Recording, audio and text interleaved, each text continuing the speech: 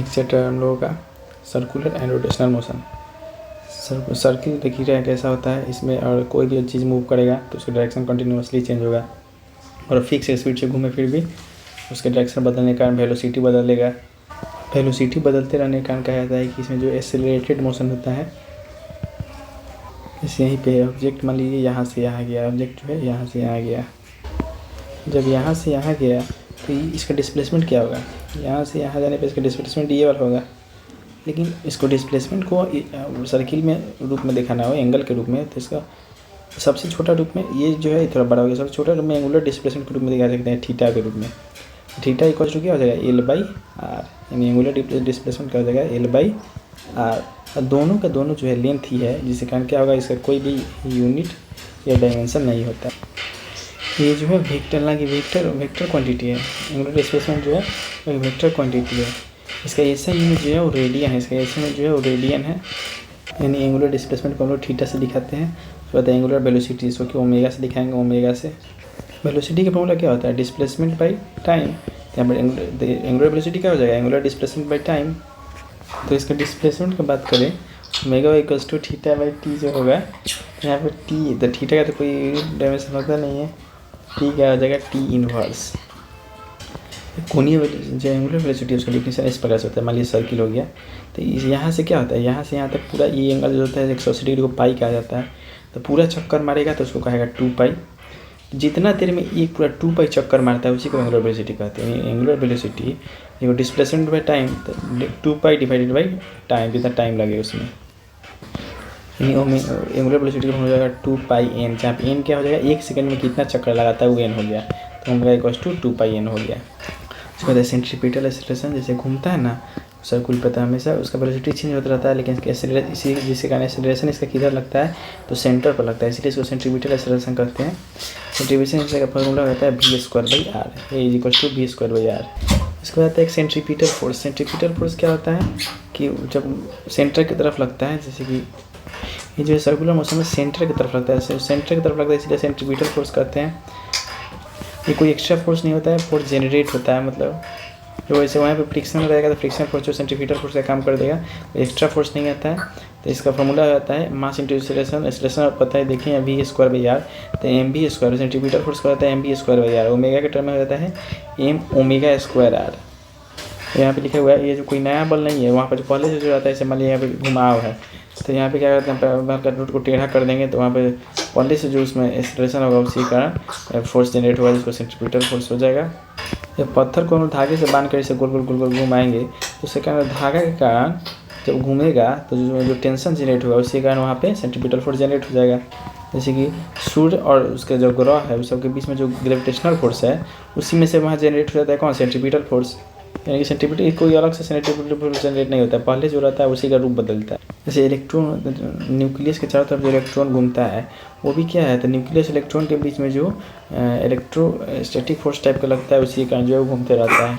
Centrifugal force होता है उसके बाद, सेंट्रीफ्यूगल फोर्स, फंगल नहीं फ्यूगल फोर्स। ये जो सेंट्रीपिटल के अपोजिट में काम करता है, ये इमेजिनरी है, लेकिन बहुत सारा चीज़ जो है इसी के प्रिंसिपल पर बनाया गया है। लेकिन वहाँ पर सेंट्रीफ्यूगल फोर्स काम नहीं कर, मतलब कि उसका कोई काम नहीं है इस इंस्ट्रूमेंट में, लेकिन उसी के प्रिंसिपल को ध्यान में रखते हुए बनाया गया है। जैसे क्रीम सेपरेशन होता है, जैसे दूध में नहीं रही से मोहने पर ऊपर मक्खन आ जाता है, वो सेंट्रीफ्यूगल फोर्स के कारण ही होता है।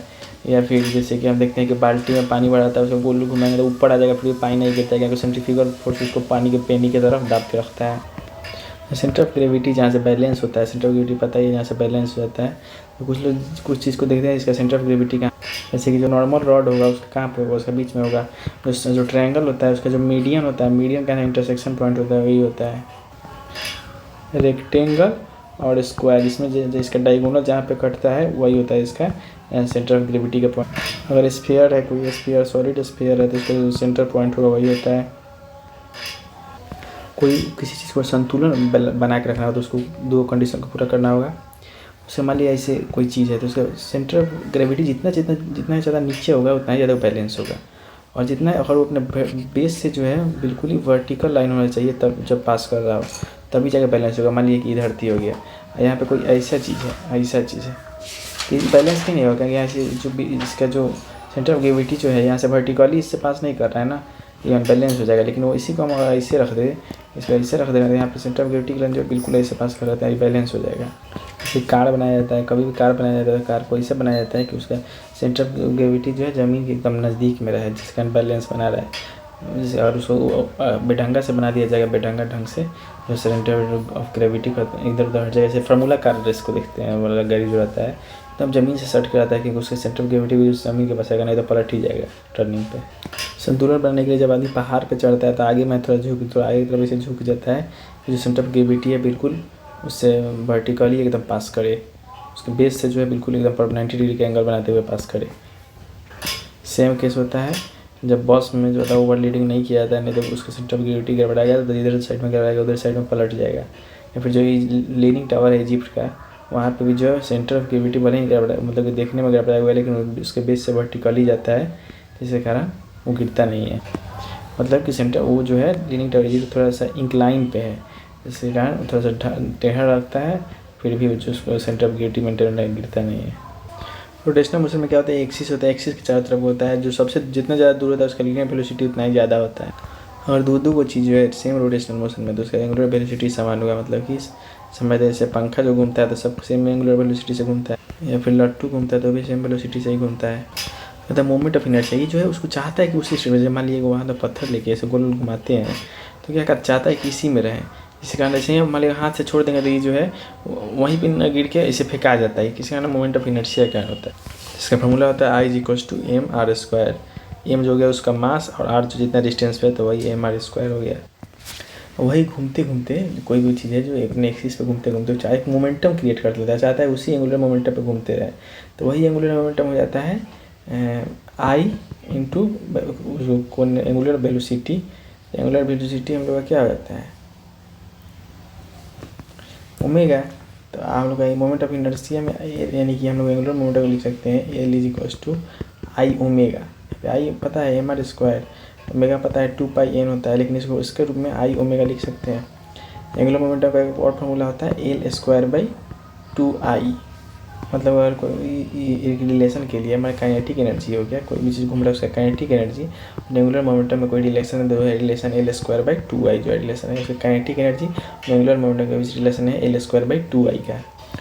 टॉर्क जो है हम जब किसी को फोर्स नहीं देंगे, जैसे मान लीजिए तब तक वो घूमेगा नहीं। यहाँ पे मान लीजिए ऐसे ऐसे पंखा है, ऐसे है जैसे गेट ही है, मान लीजिए गेट ऐसे खुला, जब तक इधर से कुछ फोर्स नहीं जाएगा तब तक जाएगा, तो वही जो फोर्स दिया जाता है उसको टॉर्क कहा जाता है। यहाँ पे उस फोर्स का नाम टॉर्क है। टॉर्क जो है यहाँ पे डिस्टेंस जो फोर्स उसको मल्टीप्लाई करिए तो वही टॉर्क हो गया। फोर्स जितना लगाए हैं जितना डिस्टेंस पे लगाए हैं उसी को टॉर्क कहेंगे। यहाँ पे टॉर्क जब ज़्यादा लगेगा कहेंगे, फोर्स यहाँ पे ज़्यादा लगाना पड़ेगा। मान लीजिए गेट है तो यहाँ पे ज़्यादा टॉर्क लगेगा, यहाँ पे कम टॉर्क लगाना होगा।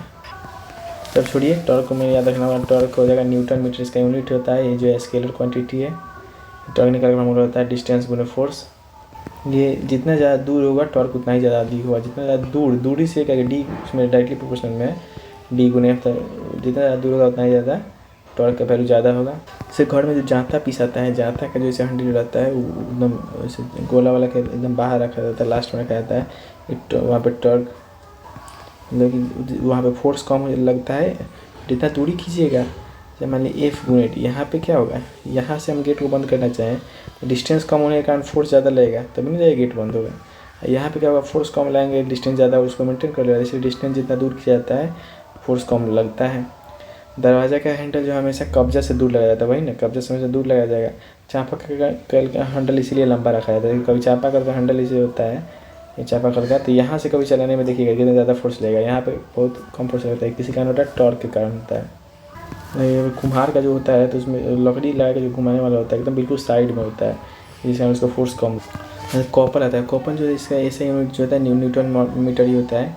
इससे जो फोर्स लगता है, दो फोर्स लगता है बिल्कुल अपोजिट डायरेक्शन लगता है। जैसे बोतल का हम लोग ढक्कन खोलना रहता है, एक वो इधर फोर्स लगाते हैं, वो इधर फोर्स लगाते हैं, तब जाके बोतल जो है खुल जाता है। फोर्स जो बिल्कुल इक्वल क्वांटिटी में लगाते हैं दोनों साइड में हम लोग। इसका यूनिट जो होता है न्यूटन मीटर होता है। वो होता है principle of conservation of angular momentum. अगर कोई घूम रहा है उसमें जब तक टॉर्क नहीं लगाएंगे, कोई एक्स्ट्रा जो रोटेशनल मोशन में जब तक टॉर्क नहीं लगाएंगे तब तक एंगुलर मोमेंटम जो है उसका कांस्टेंट रहेगा। एंगुलर मोमेंटम एक्स्ट्रा जब तक टॉर्क नहीं लगाएगा इसका एंगुलर मोमेंटम कांस्टेंट होगा। इसी को हम लोग क्या करते हैं, तो principle of conservation of angular momentum example देख लेते हैं। कंजर्वेशन ऑफ एंगुलर मोमेंटम का, जैसे डोरी को लेकर पत्थर बने घुमाते रहेंगे, जैसे ही उसको हाथ घुमाना रोक देंगे, वहाँ के हाथ में आकर लपेटा जाता है।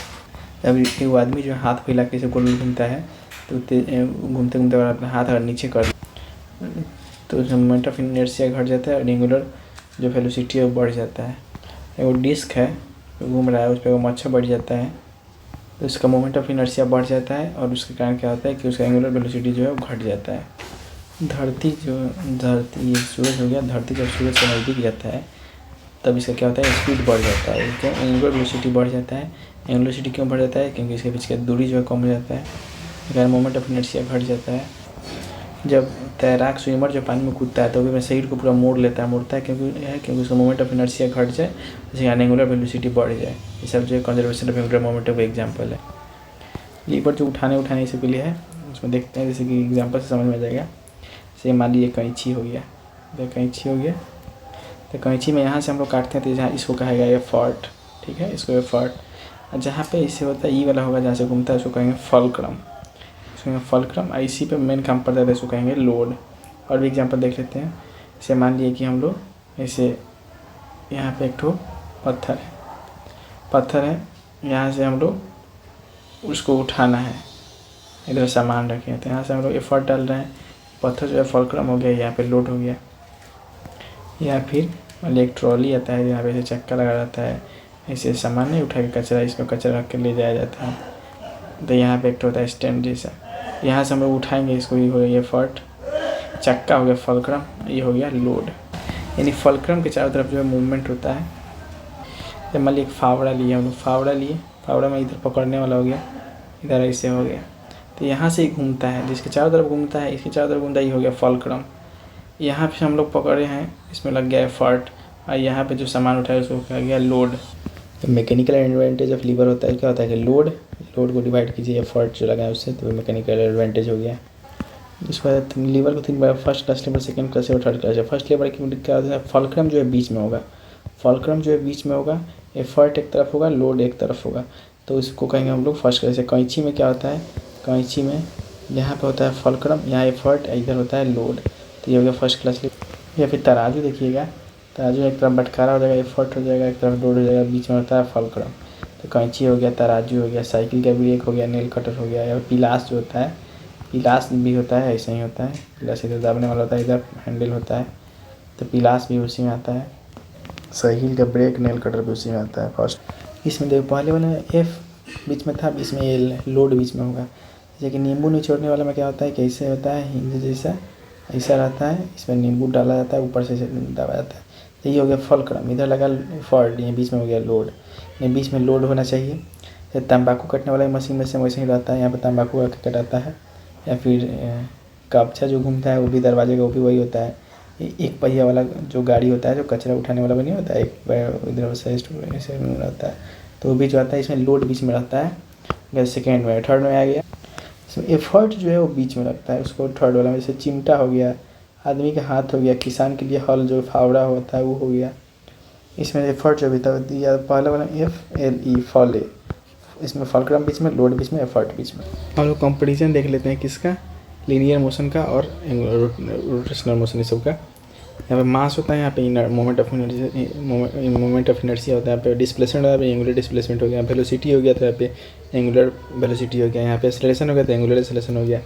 साइन देखिए, V का यहाँ पे ओमेगा हो गया, A का यहाँ पे अल्फा हो गया, V माइनस U/T होगा, यहाँ ओमेगा 2 होगा फाइनल वेलोसिटी, ओमेगा 1 होगा initial velocity divided by T होगा।